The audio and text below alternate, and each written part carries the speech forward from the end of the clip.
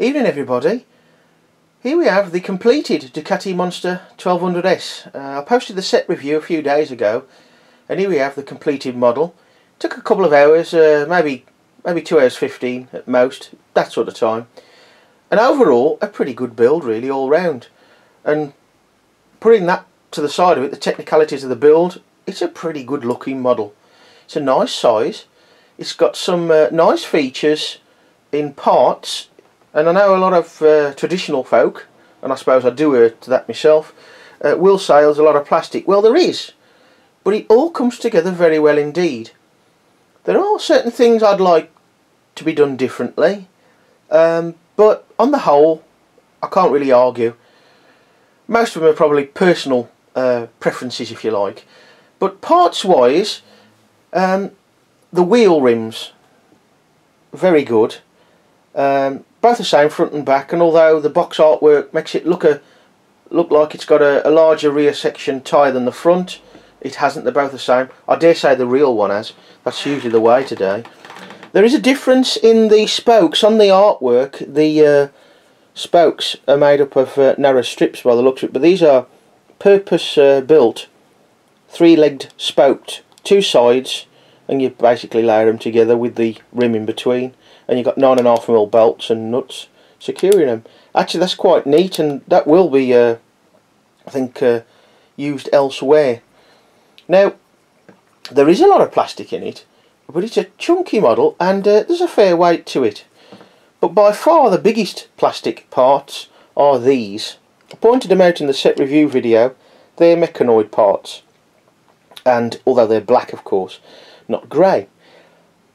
They may look a little strange when you look at the parts before building the model, but obviously the model's been designed around those, and they work perfectly. They really suit the job in hand. So what have we got features wise then? Well, we've got operating steering, and although the bike isn't an exact replica, it's a good likeness, you might say. And one of those things that's not like the real thing is the front forks. The front forks here with these new parts, these new plastic parts, these, I suppose you could argue that they're triangular braced girders of some description. They're nothing like the gold painted forks, or gold finish forks, whatever. They may not be painted these days, of course, might be anodised. They aren't like the real thing. But the overall image of the bike is pretty similar. As well as the steering, we've got the stand. That does flip up and down. Of course, you have to be careful with the angle you put, because if it's down too much, it'll tend to be top heavy and fall over the other way. And if it's not down enough, it'll fall flat like that. Mine is quite tight to move, and that's done on purpose, purely because of the don't want the stand to move and the bike to fall flat. Now, the trouble is that what I've got this supported on has some dents in it, so it might fall over if I rest the stand in those little recesses really. Anyway, what else have we got? Well, we've got working suspension at the back. We've got a monoshock suspension using a standard compression spring that probably hasn't been in many sets for a couple of years or so. Certainly they used to be included, even though they weren't used in many sets from around 2010 to about 2013-14, the Rabbit sets, Adam for example. You get drive bands, cord, tools of course, a few other things in there that you didn't really need in the set, but that do come in useful for other things, especially the drive bands. So we have got this working suspension. I will move the stand out the way for now and show you the rear suspension working. Now, of course, we are reliant upon nylock nuts. So if you find that the rear suspension's a bit too soft for you, just adjust the nylock nuts in relation to that, and it'll stiffen it up a bit. You could do it more lifelike, and so that's down enough. Nope, don't look like it. And I'll try that. You could do it more lifelike and add a washer to compress the spring a bit more, but it's already quite short, the spring, so there ain't much adjustment there, and plus you have to strip off the back end to do that. Single-sided swing arms are just that. The swing arm, which is a movable structure that pivots usually on the back of the frame or in some cases if the engine's a stress member of the frame as well, it might be the back of the engine stroke gearbox, but anyway, it pivots towards the rear of the bike, and it's usually two sides that hold the wheel, and of course that's all linked up to the suspension to form your rear suspension. Now this is a bike that's only got a single-sided swing arm. As you can see, there's no side to it there, but there is there. Now in real terms, I'm not too keen on single-sided swing arms, mainly because they generally add a lot more weight than a double-sided. They do look nice, and if the exhaust is not in the way, it makes the wheel easy to get off the back. Now, because it's a single-sided swing arm, you've only got one side attached, of course, hence single-sided. This means that I had quite a bit of play in the rear wheel as built, and I did improve it with just what was in the set, and I'll come back to that later. But the wheels do rotate, a little bit stiff now on the back, but that may free up a little bit with a bit more playing around with it, and maybe a little bit of furniture polish squirted into the hub in the middle.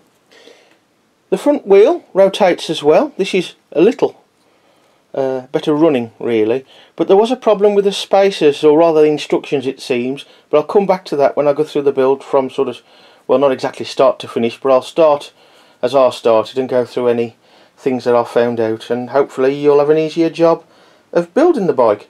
Not that it was hard at all really, a little fiddly in places, but not hard at all. Rather surprisingly, I found that I didn't actually use a nut until stage 7. The model starts, if you like, from inside out, in the fact that you start inside on the frame, and that is these mechanoid parts.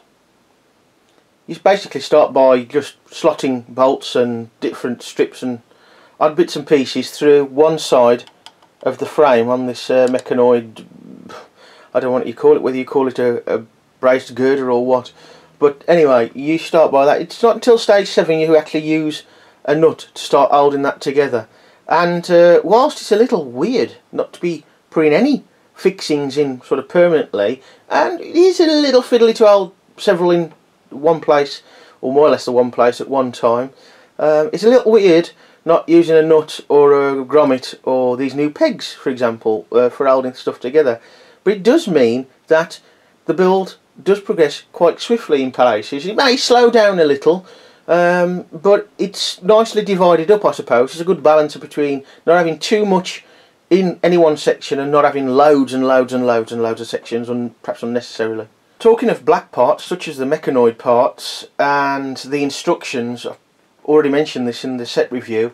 Meccano, please go back to outlining the Meccano parts that are black with the white outline. We need that, and I would say to make it easy, do it on all the black parts. I don't see an issue with it doing it that way, but on this model it was a little awkward to find out where to slot some bolts in on the frame due to the angle of the diagram and the lack of definition in the black images. I'm not sure which side it was now, but it was certainly in this area.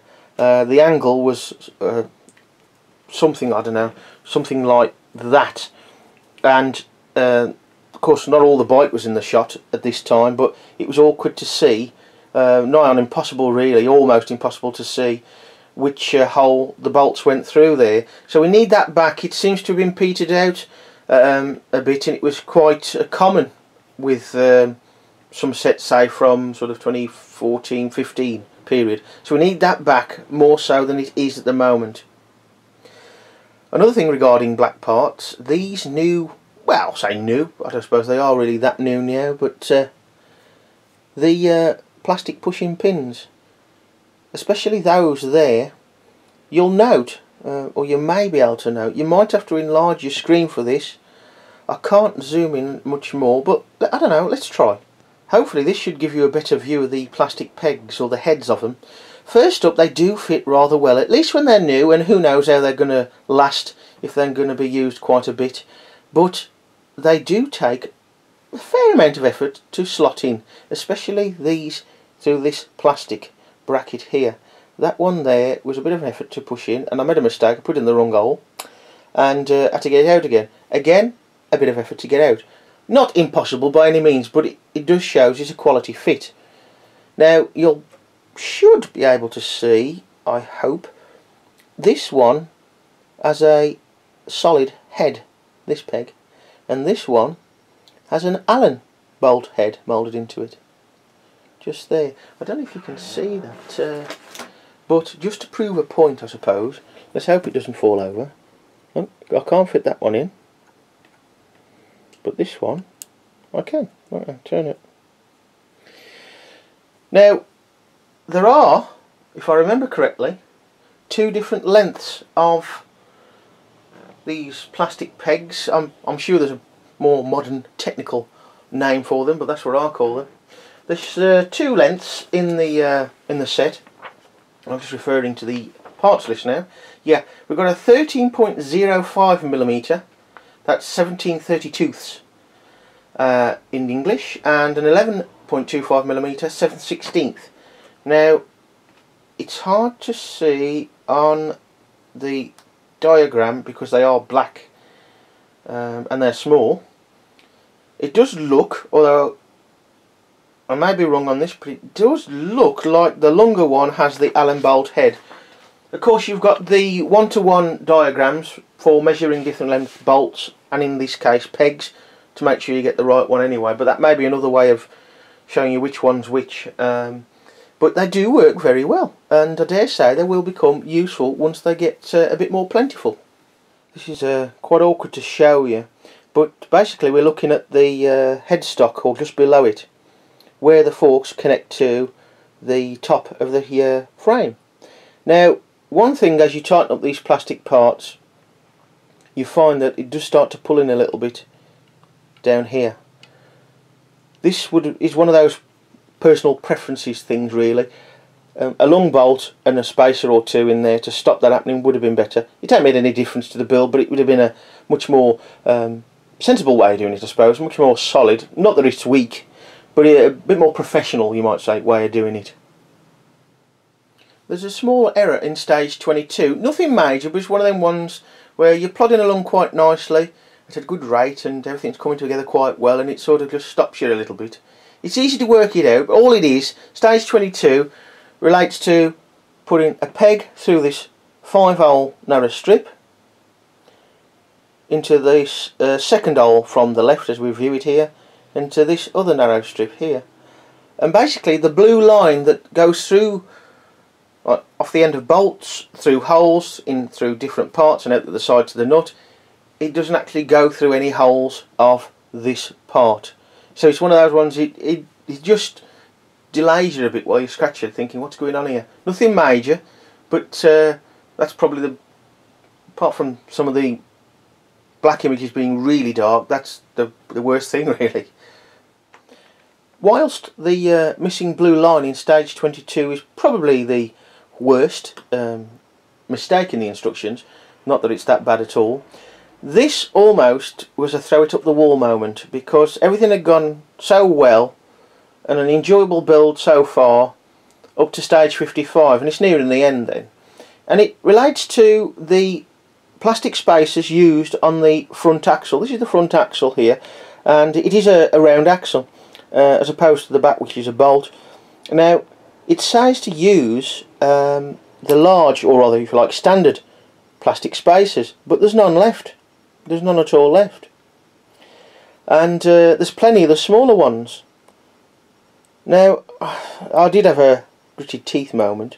I put it together, it's not too bad at all. There is perhaps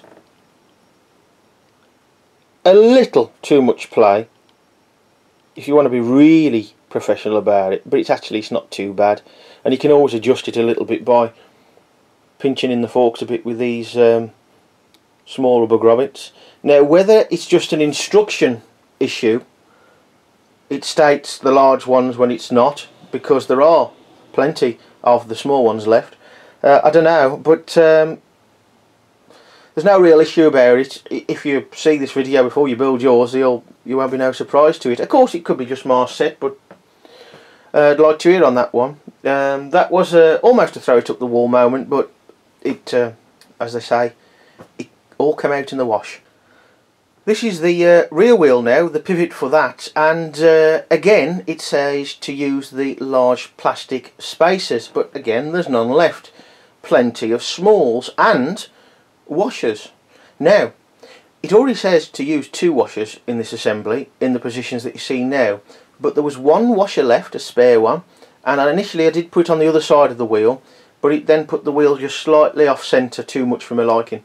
And there was quite a bit of play anyway, so what I did, I added another washer in, using that spare one, so all from the set, and I put it on this side, and it does give the appearance that the spindle sticks out a bit too far, and it probably does in real terms, but it's a nice, really nice running wheel, although a shade too tight at the moment, but it is new.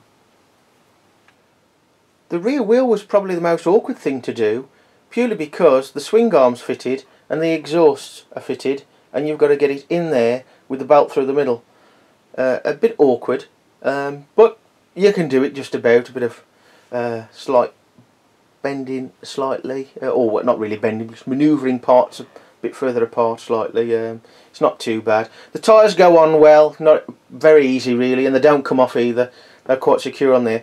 One of the things I do like, and I've had to do this sort of thing myself with Land Rovers, where you're trying to replicate a curve with a straight part without actually bending the part or parts, giving a very loose impression of a curve, and usually it's a slope or something, and they've done this here quite nicely actually. The real bike has the exhaust on this side like this one. It comes down in, there's a bit of a quite a curved construction at this end, which hasn't been replicated. You couldn't do that without a special part, or bending axle rods to kingdom come. But what they seem to have done, using these thick plastic strips, sort of replicate the majority of the exhaust from the engine, sweeping up to the actual silencers at the back end. So that's a nice way of doing it really. So there we are folks, the Ducati Monster 1200s set model, brand new this year, about 30 quid most places at the moment. All round good build. See you next time.